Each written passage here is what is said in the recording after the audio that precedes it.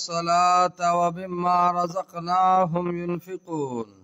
والذين يؤمنون بما أنزل إليك وما أنزل من قبلك وبالآخرة هم يوقنون.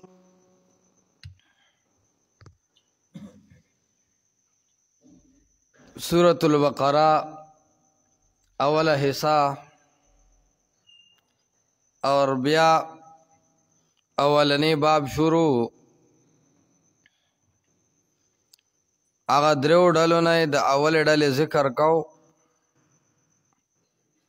او داغی دا پنزو صفاتنا یو صفت ذکر شو چی الذین یؤمنون بالغیب، متقیان اغا کسان دی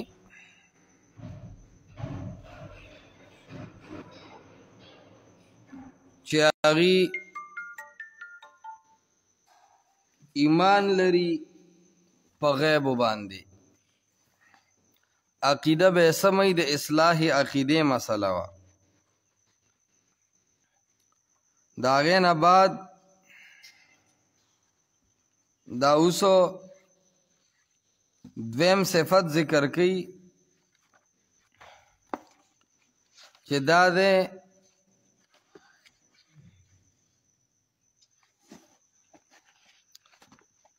صفت دا بدن ویقیمون الصلاة،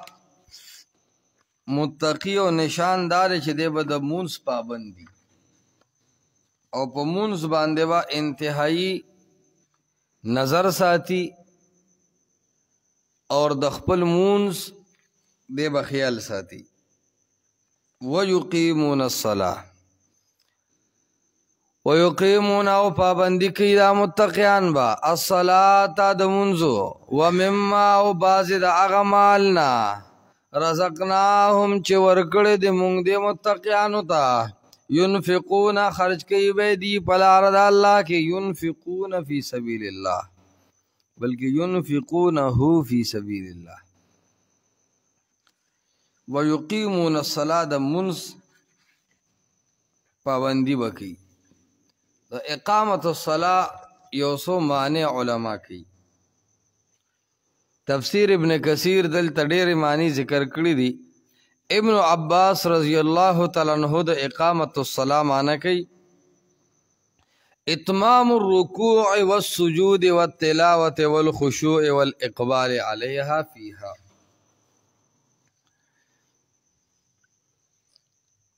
چی دا منز قائم اول دیتا ہوئی کئی خو بیار سڑے خو قائمول دیتا ہوئی چی اتمام الرکوع دا رکوع کلک پابندیو کے بیا والسجود رکوع خیستا سجدے خیستا منس کے قومہ و جلسہ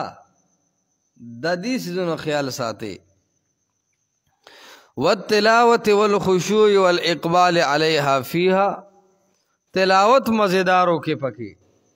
خشوع کے توجہ کے اللہ تا دیتا وی دا مونس پابندی. مقاتل معنی کی اقامتها المحافظت علی مواقیتها،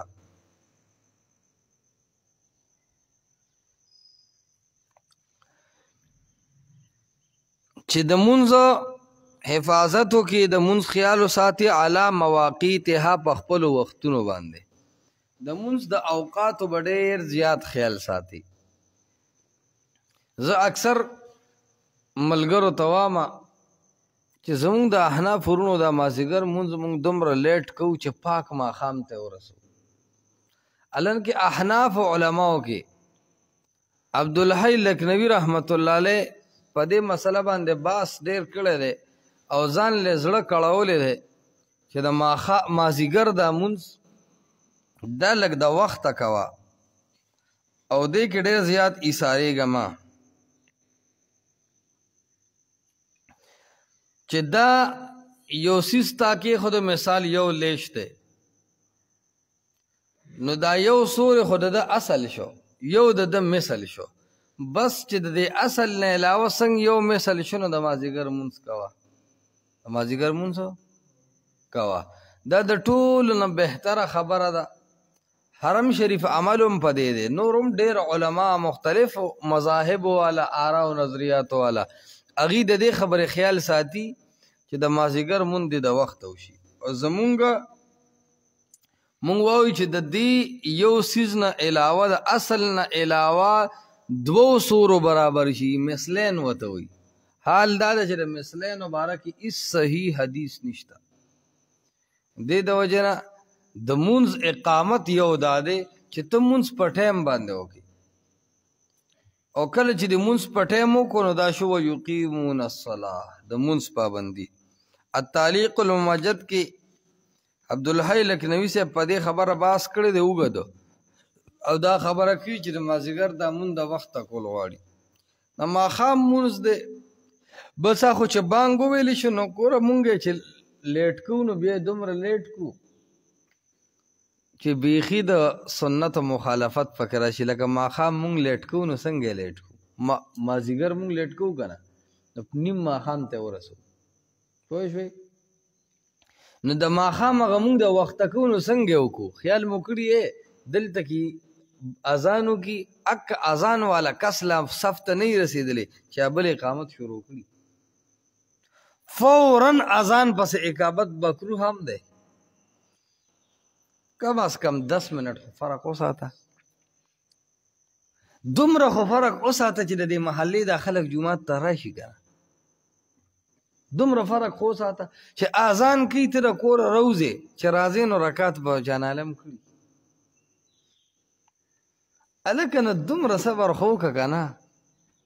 پوه شوې؟ زمونږ خو ماشاءالله امام به هم نه وي ولاړ، اقامت ورپسې شروع وي. ته څنګه په دیګه ګاډی سټارټ کړي بې موبلینو او بې پټرولو؟ دا ډېره غلط عملونه دي زمونږ د عوامو. عوام زمونږ دی په جومات کې د خپل اختیار دی، د استاد ادب او احترام زمونږ په معاشره کې نشته. او بیا کم امام چې تنخواه ښیي که نه په هغه خو نور هم چړ ورځي، دې پکې لا تنخواه هم ډېر رالي. نو دا امام لا په مصلی ولاړ نه دی، مقتدیانو بیا اقامت شروع کړي. هلکه صبر وکړه، وایي جي ټایم پوره دی. دا ټایم داسې هم نه پوره کېږي چې په وباندې شنو سته 15 نه که 16 شنو ډاس کوي څوک. نه نه دا څه خبره ده؟ د ټایم پوره خو دا مطلب وي چې 8 منټه نور هم صبر وکړه چې تکبیر الله کې د محلې ملګري برابر شي. د پیغمبر علیه السلام په وخت کې خواړه دا ونه چې ټایم په ټایم سیکنډ په سیکنډ به ګړی کې ووي چې قد قامت الصلاة او بدرېدل، دا به کې وو. هغه وخت کې الفجر ګړی وي، خو رسول الله مبارک به کتل صف ته چې ملګري به برابر شو بس وبدرېدل. نو بس زمونږ عوامو خره بار تړلي، ته به وایې ته څوک پټوي چې راشي نو ټایم په بیا نه تېرېږي. اور یو ټایم ته ګوري استاد جي ټایم پوره دی، استاد جي ټایم پوره دی. او بیا ماشاءالله چې سپینګیري مشران بوډاګان دا په کم جومات کې وي، هغې نه خو امام صاحب غریب ډېر زیات تنګ وي. کور کې ته ابی تنګ وي، دلته ته امام صاحب تنګ وي. هغه خو هر ټایم هلکه چې ته بار بار سټ دې ماتېږي ډز شي بره ګړی ته ګورې او بار بار وایي چې استاد جي ټایم پوره دی، نو دا استاد جي په ټایم نه پوهېږي. دی په دې پوهېږي چې دا مونځ مات شو که مات نه شو، دی په دې پوهېږي چې د سهوه لازم شوه که لازم نه شوه، دی په دې پوهېږي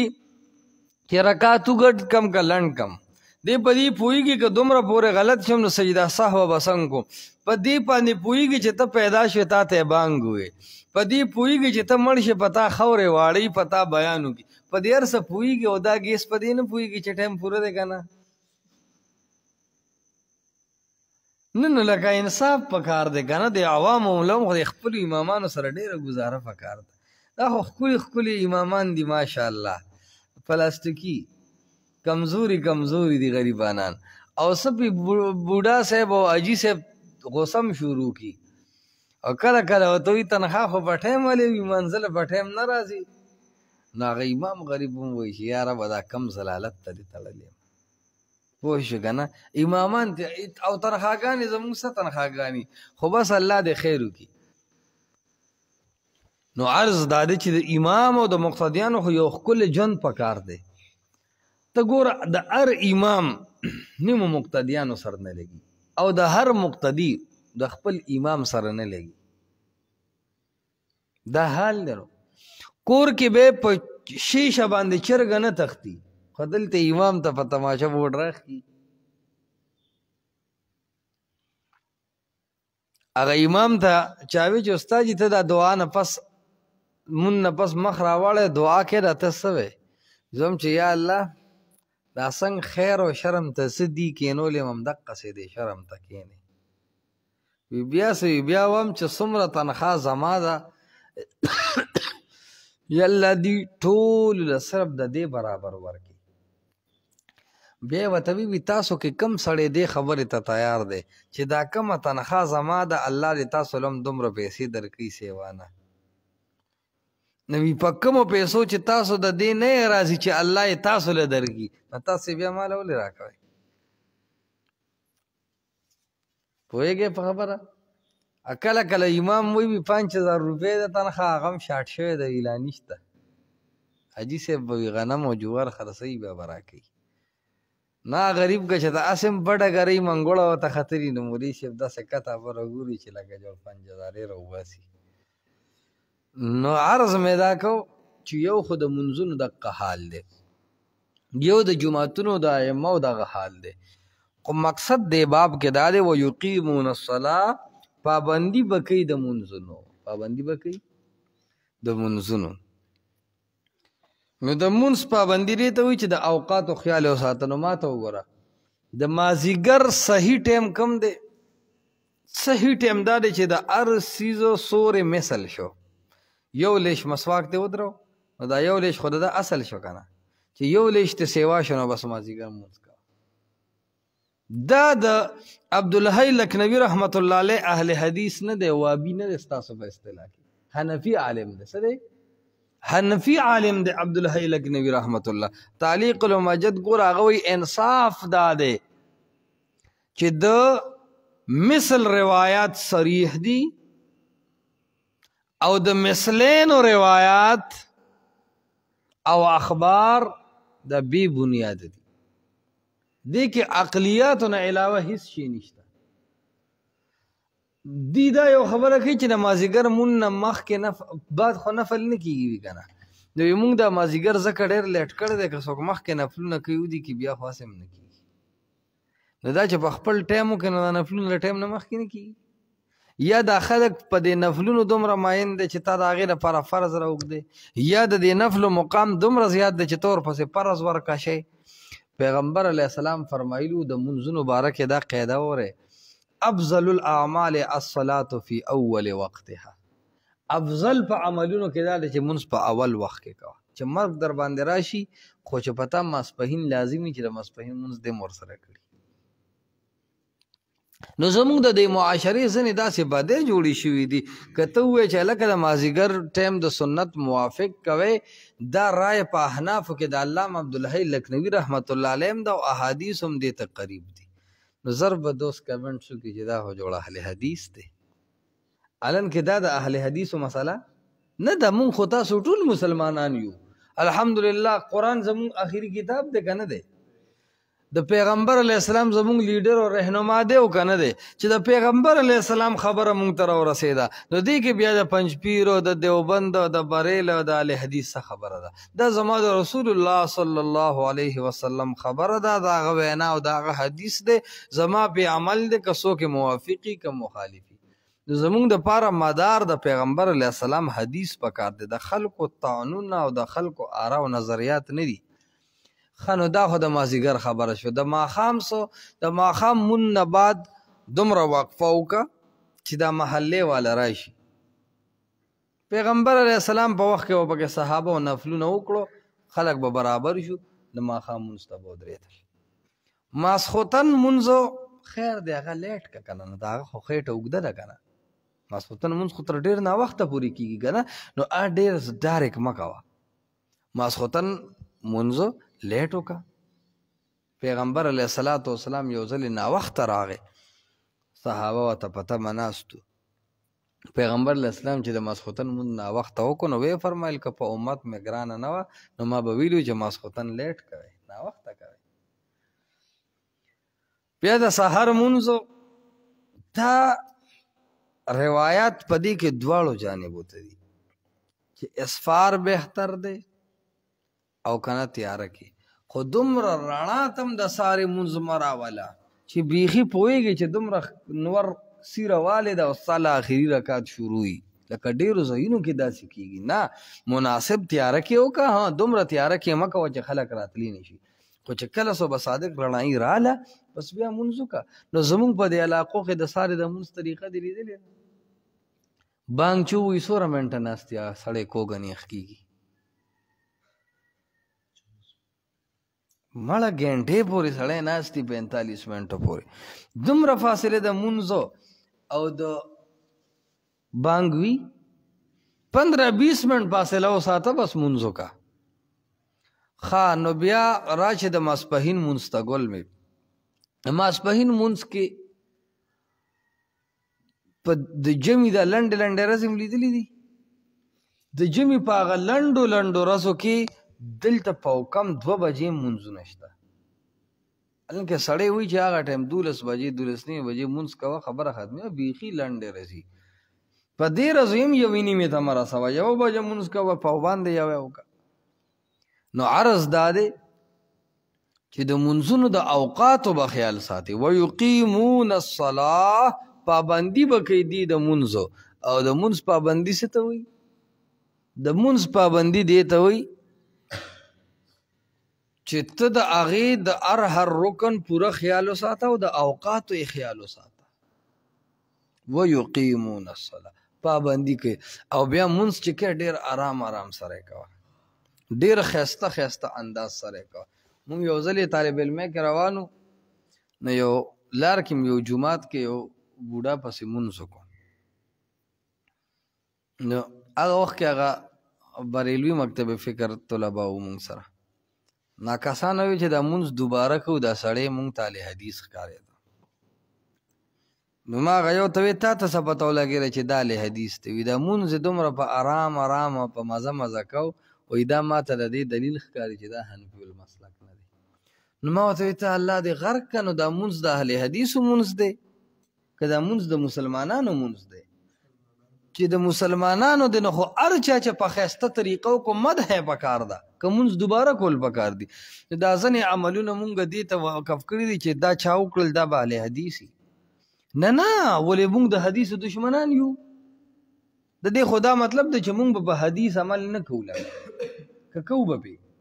چې د رسول الله مبارک خبره ده دې سره د یو سړي د ذات څه کار دی چې دی کوي نه د پیغمبر علیه الصلاة والسلام حدیث دی پیغمبر علیه الصلاة والسلام فرمایلی دي صلو کما رأیتمونی اصلي داسې مونځ کوئ چې څنګه په مونځ کولو تاسو زه لیدلی یم حدیث د بخاري دی پیغمبر علیه السلام به ډېر اطمینان سره مونځ کو دا نه چې د چرګې او د کارغه په شان ټونګي ووخې او سلام جر باسې او کور ته روان شي یو پنسکته یو بر او څادر په اوږه کې او خانه بدوش راغلی او مونځ یې وکړو اوس روان دی کور ته ډوډۍ تیاره کړي دا سخت مونځ دی دا نه په آرام آرام سره مونځ کوه ښایسته الله ته پکې جاړه. ښه نو جنازې دې زمونږ لیدلي دي مشره ماشاءالله زمونږ امامان چې جنازه کوي په سیکنډونو کې ته دله پورې وځي الن کې دا ستا هغه مقتدي و چې ده به تاله سرسایه درکوله دا ستا هغه مقتدي و چې ده به تاله زکات درکو دا ستا هغه مقتدي و ګل مې چې په ده به څه خواږه ولګېدل ده به تاله درکول دا ستا هغه مقتدي و چې ستا دپاره یې ډېر څه کول دا مونځ د جنازې اخري خدمت دی د دې مړي اخري خدمت دی که نه جنازه که دې نه پس بیا نور څه شته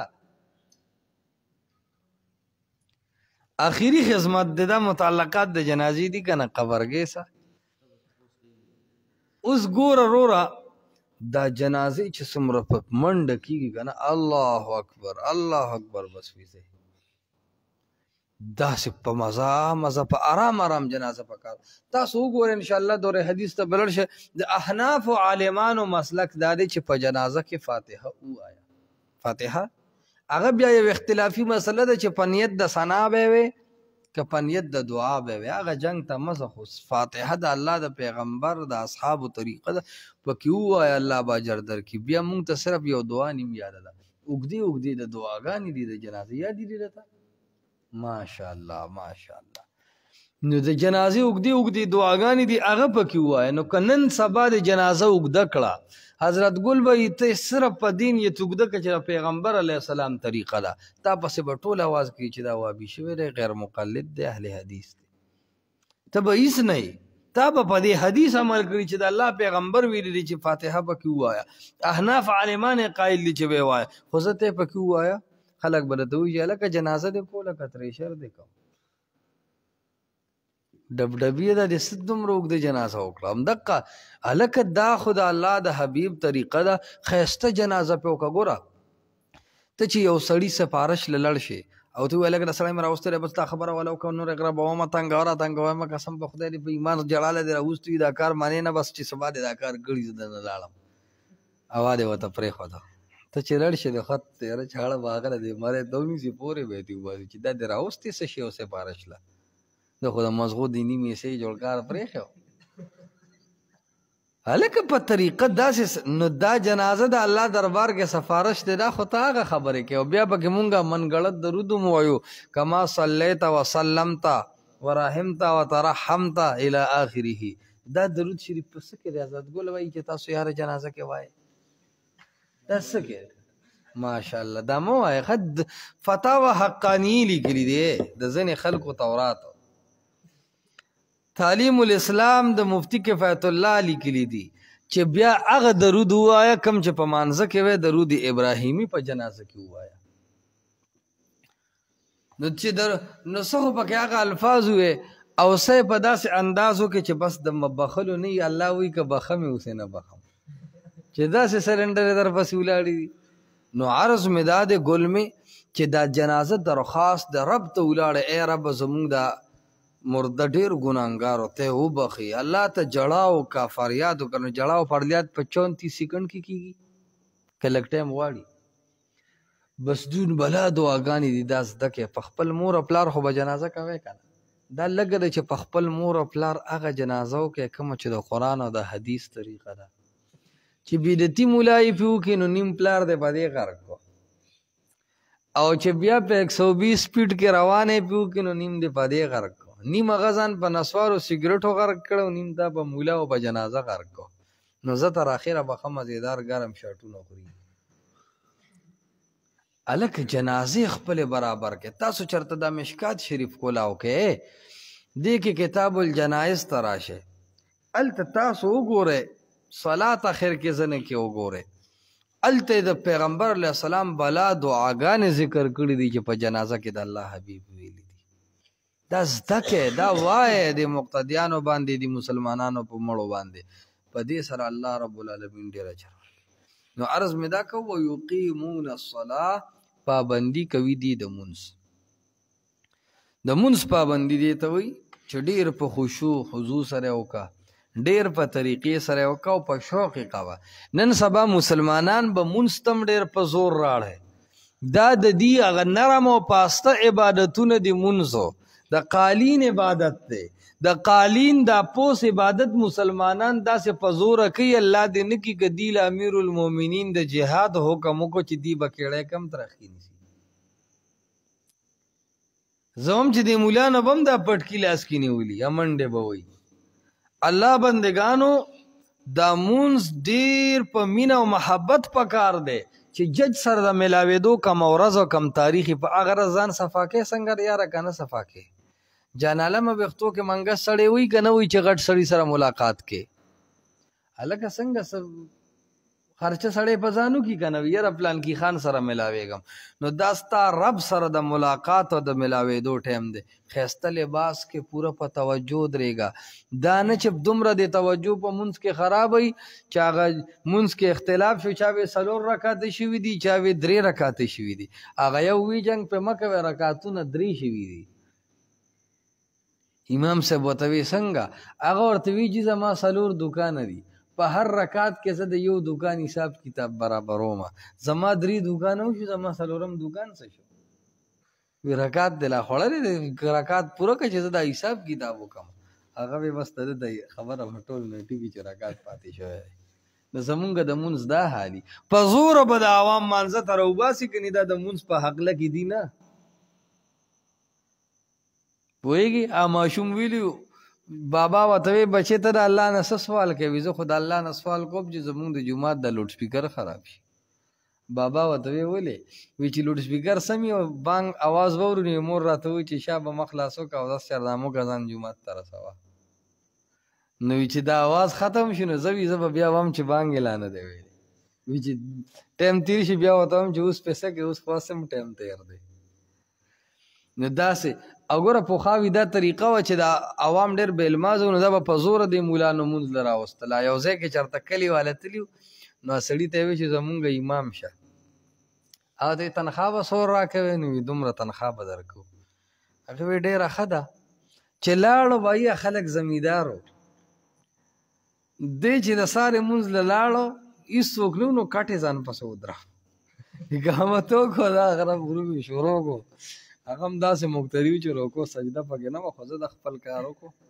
ده وی چې به 2 قسم مونځ وکړو الحمدلله سار ته بیا ماسپښین ته په لار کې چا تپوس وکړي استاد جي سار راغلی وي بیا وي کسان مسان وي یو ملګری و وی ها نو هر یو هغې چې 10 کسه نو هر یو بل ته وی ته تللی وي هر یو چې زه نه یم تللی دوی وی چې ته مېلمه راغلی دی هغه تللی دی مونځ کې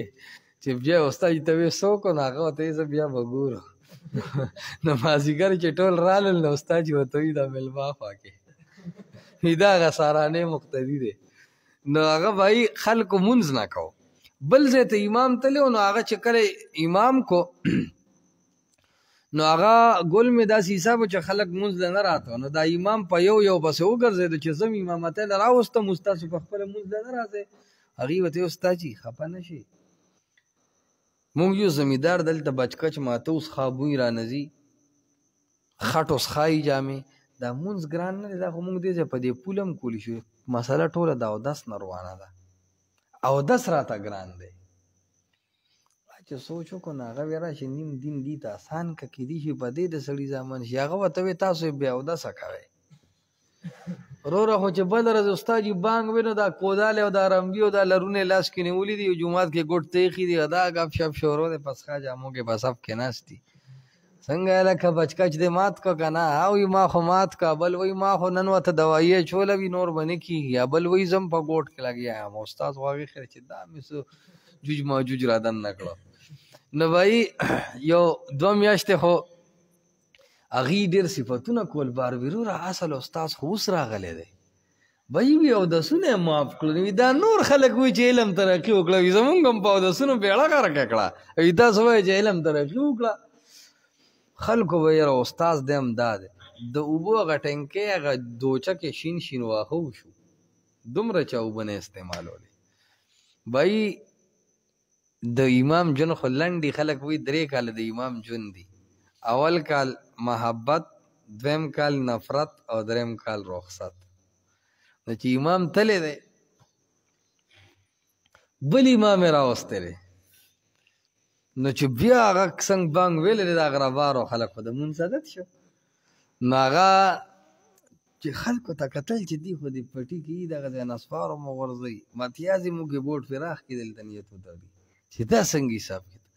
نو آخر کې دوچه چې څنګه ډکه وه ډیګۍ او مکه سې ډکه وه تشېده نو دی ورته خانې تاسو اودس مودس نه کوئ ورته وایي استاد جي ګورې بله خبره ونه کړي لرکو دی دا زوړ استاد دین بچه دی وی هغه مونږ ته وایي چې بې اودس هم ستاسو کېږي حسن حسین مولوي صاحب دا څنګه امام و چې وایي چې بې اودس هم مونځ کېږي ډارېږې ورپسې رنګ میلاو کړی چې استاد جي تا ویلي چې بې اودسه مونځ کېږي ورته یا وي دا ولې وی په مونځ د له ما راواړول په اودس یې ځان له پخپله راړول هغه ورته غرق شي چې غرق یې نو دا یقیمون الصلاه نه شو د مونځ پابندي دې ته وایي چې ته به یې پخپله کوې او د الله د رضا دپاره به یې کوې زړه کې به د اخلاص او توجه به دي هغه امیر صاحب په چا معین شوی و مونځ یې نه کوو امیر صاحب ورته وایي چې ته مونځ کوې تاله به زه 10 روپۍ درکومه نو هغه یو ورځ یې مونځ کړی دی 10 روپۍ ورکړې خو چې یو هفته یې کړی د امیر صاحب زړه کې وایي چې زه اوس به دې په خپل شوق مونځ کوي په بل ورځ ورته امیر صاحب قرضه ادا کړه که نه او ته زما څه کار دی مونځ الله لکې او ځان لکې که ما لکې ما خو راړولې بس ما خپل نیت وکړو الله دې مال اجر راکړي بس ته یې چې نه کوې مه کوه ورته امیر صاحب راکه او تی نه درکو او دی غم مه کوه ویې پیسې خو مې د نه یو هفته ووالې که وي دا لږه د تاواني مې کړې امیر صاحب ورته وایي هېڅ ته نه یم تاواني کړي ما 2 نمبر جعلي نوټونه درکړي هغه نیت برید تاو کړی غم یې مه کوه امام ټول منځونه بې اودسه کړي پوه شې نو چې د مینت شي بیا خو به دقسې شي نو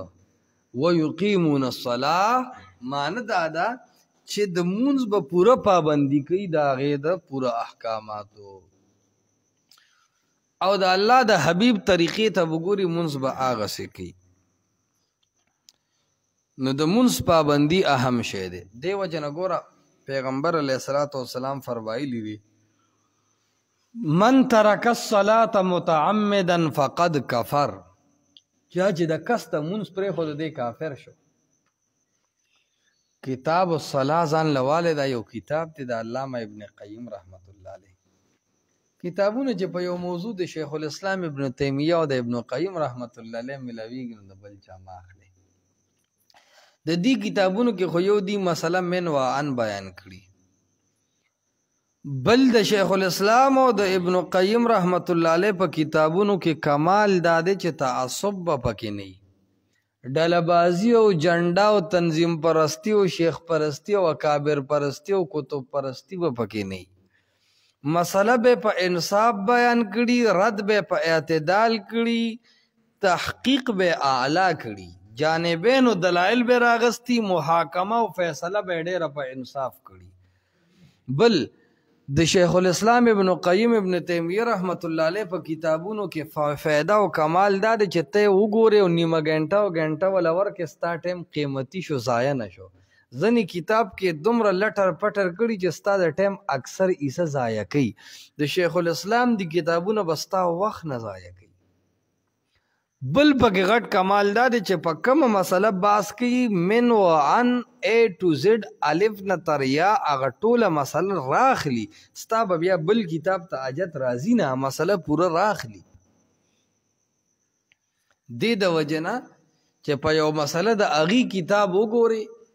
نو ته به پوه شې چې بھائی د دې مسلې حقیقت دا دی او زه کله کله وایم چې اوس څومره خلک کتابونه لیکي اسې د مخکنو خلکو کتابونه اردو نه عربی نه اردو ته راړی یا اردو ګډوډی اسې نوم دی سر دی ډېر کم خلک دی چې اوس وخت کې تصنیف کوي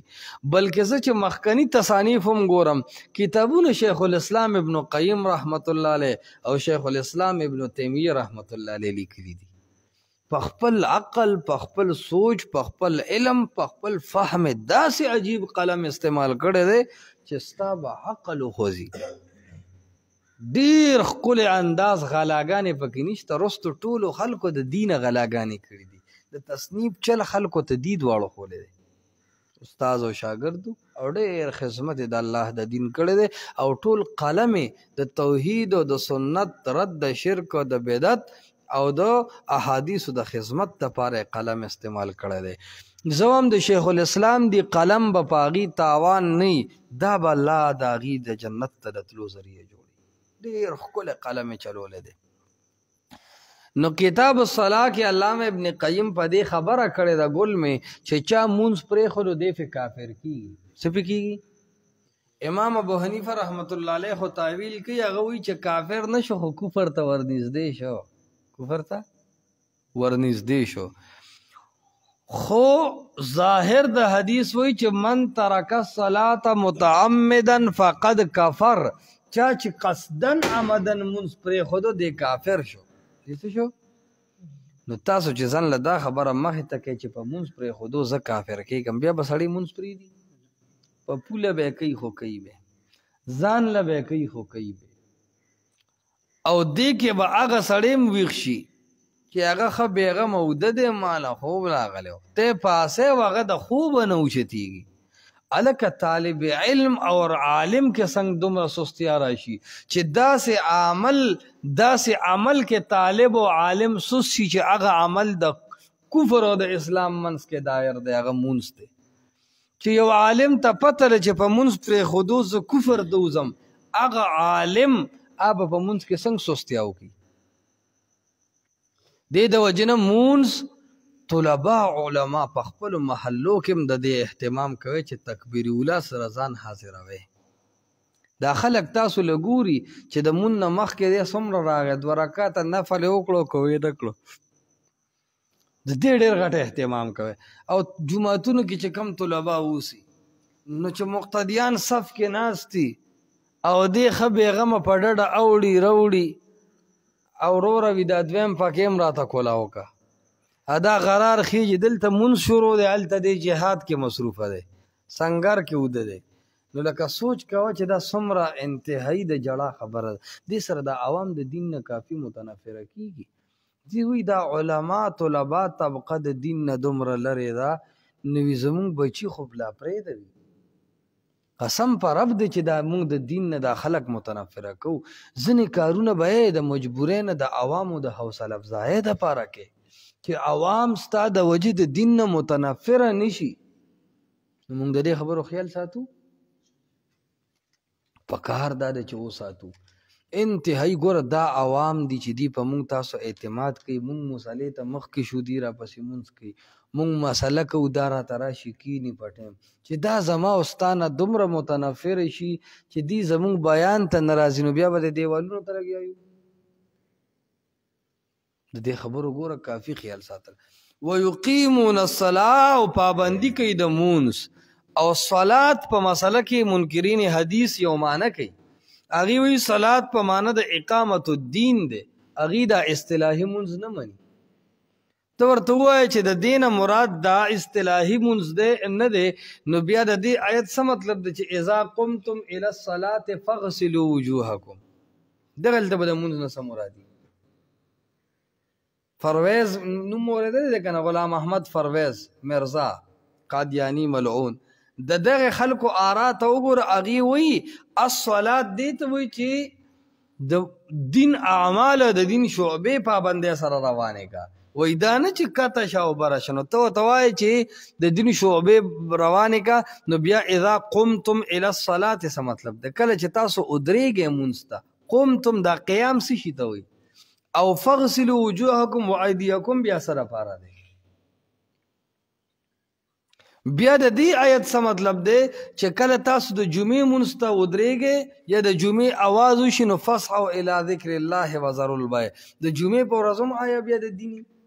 چې دا مونځ ته مراد نه دی، بیا د الصلات نه مراد څه شی شو؟ او دې وجې نه زه منکرین حدیث د مونځ په مسله کې 6 ډلې دي. څو ډلې دي؟ او دی سوی قرآن تراشه د اختلافات به ختم شي. وای ته خو قرآن ته راغلی، ته خو تش په صلات په تشریح کې 6 ډلې دی. تمنا مادی یو کتاب لیکلی دی نماز پنجگانه کا قرآنی ثبوت. تمنا مادی په دې زور کوي چې 15 واړه منځونه د قرآن نه ثابت کړي. دې ته وایي د 2 خپو خر، د 4 خپو خر هم خو لیدلي دي که نه؟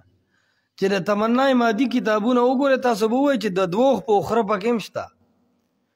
د 15 منځونه د قرآن نه ثابتوي، پلانکي ټایم کې نور داسې شو نو د آیت نه دا ثابت شو. د رب کتاب کې وړې وړې مسلې دومره واضح دي، د ماسپښین د مونځ ټایمونه پکې داسې مبهم دي، داسې خبرې دي چې ته یې کې. نو دې 15 منځونه مني، خو دې وایي چې زه د حدیث په خوشحالۍ کې نه منم، وي زه د قرآن نه ثابتوم. نو بل منکر حدیث ته د هغه نوم دی عبدالله چکړالوي، دا آخر کې دهري شوی. عبدالله چکړالوي صاحب وایي چې د 15 اړوشتنه چا چې څه ټایم وکړو دا مونځ دی. او آیت ته دلیل دی اورېدلی دی، وکل قد علم صلاته وتسبیحه، هر یو په خپل مونځ ښه پوهېږي، چا چې څه وکړو وي دغه مونځ دی. وي څوک که یو منډ له داسې ودرېدو چې الحمدلله بس وي دا مونځ شو. نو یو منکر حدیث تمنا مادي وایي چې 15 منځونه د قرآن نه ثابت دي. عبدالله چکړالوي وایي چې رکعتونه به ګاډوشتنه ځکه قرآن نه دی ویلې. ډکو تش پکې نشته قرآن نه دی متعین سبق د منځ فاتحه او تحیات لله او سمع الله لمن حمده وېدام نشته ځکه چې قرآن نه دی ویلی. ابو ظفر نوشهروی یو منکر حدیث دے اسلام بلندی سے پستی تک کس کتاب دے 3 جلد وړو کې د هغه منځ 3 نمبر قسم کې دی. هغه وایي چې منځونه شته او په دې هیئت سره دي خو 15 نه دي درځه یوم کافي دی. ها که چا 15 وکړو ویم جایز دي. دا په منځ کې د منکرین حدیثو 3 مذهب دی. 4م مذهب دی د حبیب الرحمن دی. هغه وایي شته خو صرف دا فرض دي دا سنت پکې نشته. 5م مذهب دی په دې کې د یوسف کامل پوری هغه وایي چې د منځ تشریع اړو دې منځ سره متعلق نه د په نوم منځ نشته اقامت الدین دی او دا رای د غلام پرویز دین ده. نو په یو منځ کې منکرین حدیث په شپږو ډلو کې تقسیم دي. د شپږو ډلو ته په یو منځ کې نه ګوري چې مونږ فرقه یو سره د دې چې د قرآن نوملو او مسلمانانو په منځ کې کچرته په یو مسله کې فروغي اختلاف راشي د رسول الله مبارک د حالات مطابق 2 عمل راشي نو دا وګوره دا څنګه دین دی چې یو کې وی فاتحه وایا او بل کې وی موایا یو کې وی لاس برکه او بل کې وی لاس کتکه و استاد بیا څنګه قرآنی نسبت شو چې شپږ قسمه باندې خو ستا صرف مونځ دی. دې ته وایي غل خوراک خبرې. نو یقیمون الصلاة پابندي به کوي د مونځ او دا اصطلاحي مونځ دا د منکرین حدیثو باندې یو لوی رد دی او زه اکثر دې سره زما ډېر باسونه راغلي دي. زه ما به ورته اوږدې خبرې به نه کوو. دا قرآن کې چې صلات کوي بس په دې مې پوهه کوي دا طریقه به د کم ځای نه راوباسئ کبار نه روباسه نو د قرآن د الله کتاب دی کنه دی په خپل کامل ولې نه دی چې دی بار سیسته محتاج دی.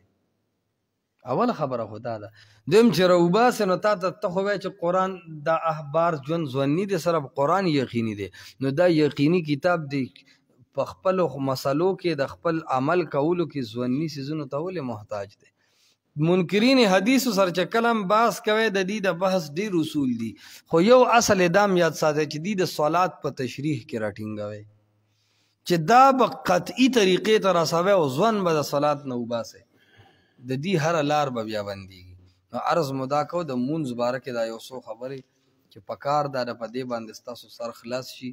چې هر طالب او د هر عالم او د هر امي په ذهن کې دا یو سوچي چې کومونس پر एकदम نو کفر تا وړه. بسم الله الرحمن الرحیم الف لام میم الله پویږي په معنا د دې حروفو ذالک الکتاب دا پورا کتاب دی لا ریب فیه نشته اس قسم شک او شبهه پدی فیه پدی کتاب کې هدن لار هودن کې ده هدایت کوونکې ده للمتقین د فار د پرهیزګارانو الذين دا فرزگار اغا کسان دی یؤمنون بالغیب چی دی با ایمان لری پا پٹو سیزنو باندی ویقیمون او پابندی بکی دا متقیان الصلاة دا منزنو ومما او دا باز اغی مالونونا رزقناهم چی ورکڑی دی منگ دیتا ینفقون خرج کئی دی پلار دا اللہ کے